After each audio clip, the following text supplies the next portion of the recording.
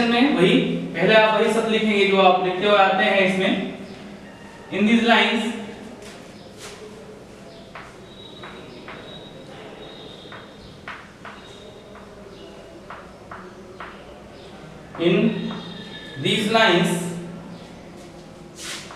in these lines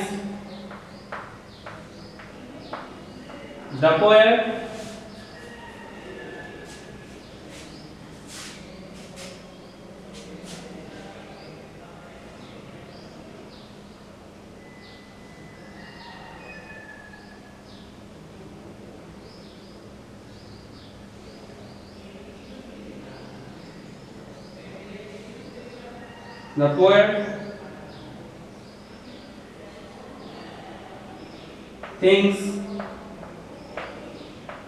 things भी लगा सकते हैं।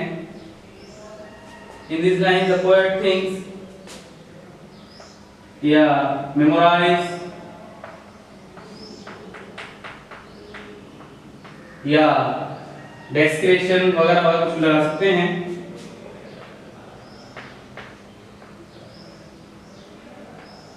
that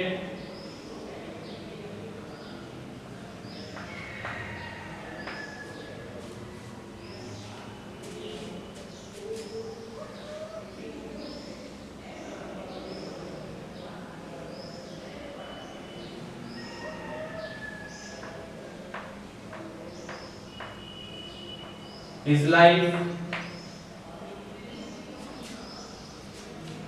is the process of going is the process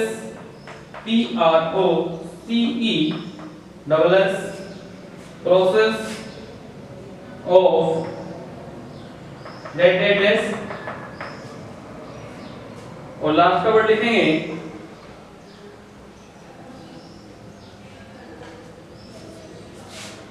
infant's face।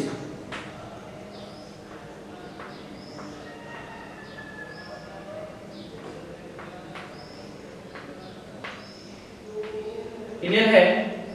Infant space वही बात जो पीछे बताई गई थी, यानी पिछले वाले लेक्चर में आपको बात बताई गई थी कि ये जो आपका सेंट्रल आइडिया है एक्सप्लेनेशन में, जो आपका सेंट्रल आइडिया है उस सेंट्रल आइडिया पे आप जाएंगे।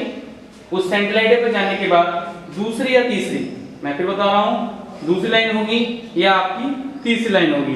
दूसरी या तीसरी लाइन में जाने के बाद वहां पे ये सब लिख रहा होगा, ये जो आपको दिखाई दे रहा है, मैं इसलिए साइड से हटाऊं, ये सब दिख रहा होगा his life is the process of infants. देखिएगा लिख रहा है या नहीं लिख रहा है, ठीक है। उसको वहां से लिखना शुरू कर दीजिएगा, ठीक है। और वहां से लिखते लिखते कहाँ तक लिखेंगे? इन्फेंट्स फेस तक, ठीक है। कहाँ तक लिख देंगे? इन्फेंट्स फेस तक। तो आपका ये जो है पूरा हो जाएगा। क्लियर है?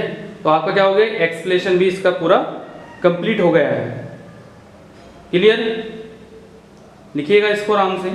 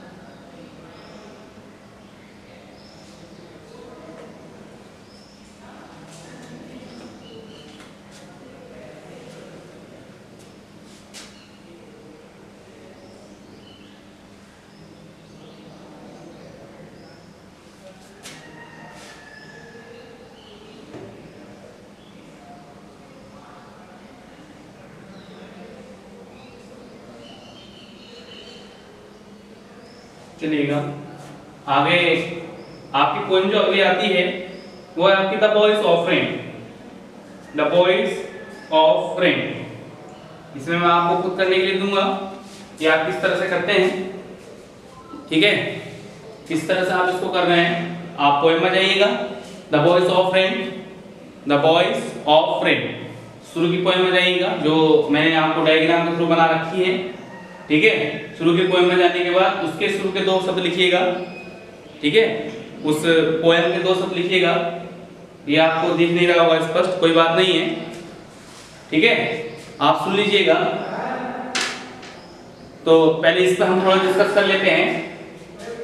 ये जो आपका लिखा हुआ है, मतलब एक्सप्लेनेशन वगैरह जो लिखा हुआ है, इसमें कोई भी वर्ड आपका ऐसा नहीं है जो आपको प्रॉब्लम दे, सही है। एक तो होता है थिंक माने सोचना, डीपली, डीपली माने होता है गंभीरता से, सही है, गंभीरता से सोचता है। ओवर माने पर, ओवर, ओवर माने पर। क्वेश्चंस, क्वेश्चन माने प्रश्न होते हैं, आप जानते ही हैं। ही थिंक वह सोचता है। Has gone to some forgotten, forgotten माने होता है भूलना, फॉरगेट, सही है, फॉरगॉटन भूलना, प्लेस स्थान, ठीक है। आप यहाँ पे मैंने दो शब्द लिखे हैं, कोई भी एक शब्द का प्रयोग आप लिख कर सकते हैं, एक्सप्रेस भी कर सकते हैं, कोई दिक्कत वाली बात नहीं है। एक्सप्रेस कर सकते हैं, डेस्क्रिप्शन कर सकते हैं, कोई भी शब्द लगा सकते हैं। कभी के अपने विचार हैं किस तरह का कौन शब्द लगाते हैं, उसमें कोई दिक्कत वाली बात नहीं होती है। क्लियर है। तो जब आपकी अगली पोएम शुरू हो रही है, तो अगली पोएम में द वॉइस ऑफ रेन है, ठीक है। द वॉइस ऑफ रेन है, तो मैं यहाँ से ये इसको हटा देता हूँ। ये जो चाइल्डहुड थी इसको मैंने यहाँ से रख कर दिया, ठीक है। चाइल्डहुड थी इसको मैंने यहाँ पे रख कर दिया, और यहाँ पे रख करने के बाद मैंने पोएम का नाम डाल दिया है द वॉइस ऑफ, ठीक है, the voice of the rain, the voice of the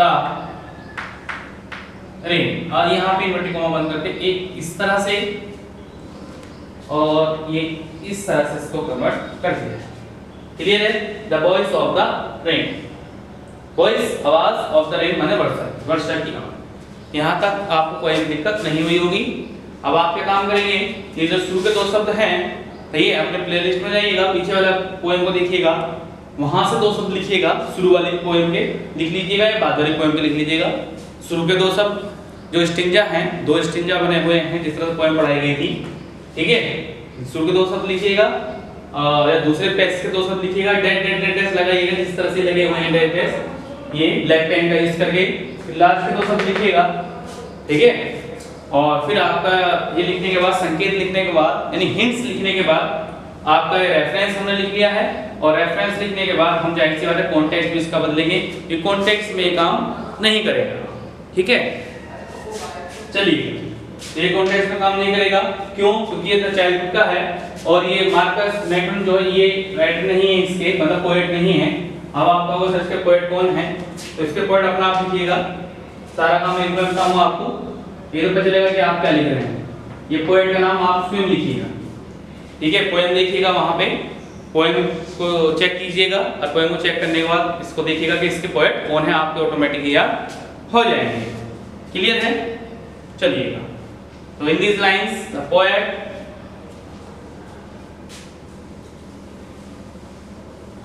ये हटाएगा,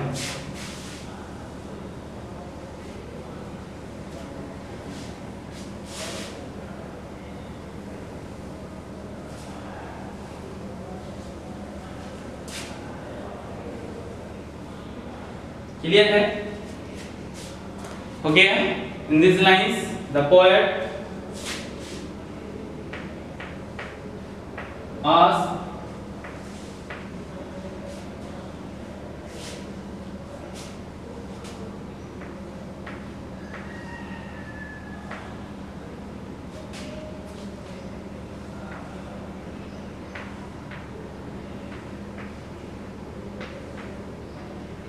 द क्वेश्चन,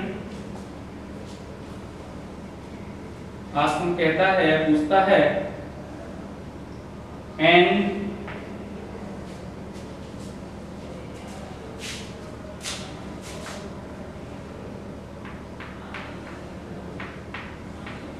द रेन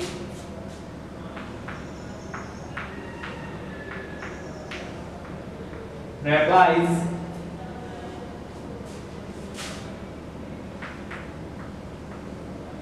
पहले मैं बता देता हूं पहले में आप क्वेश्चन पूछे गए थे और दूसरे में आपके आंसर बताए गए थे। आंसर का मतलब उसने पूछा था पोएट ने कौन हुआ, तो उसने बताया मैं ये हूं, तो उसको दिक्कत नहीं है, आप लिख सकते हैं, थोड़ी सी आपकी नॉलेज लग जाएगी, कोई प्रश्न आपका चल जाएगा, कोई इसमें इतनी मिस्टेक नहीं है, ठीक है। आप लिख दीजिए, पहले में भी ये चल जाएगा, दूसरे में कोई चल जाएगा, कोई दिक्कत नहीं है। In this line the poet asked the question and the rain replies his question and the rain replies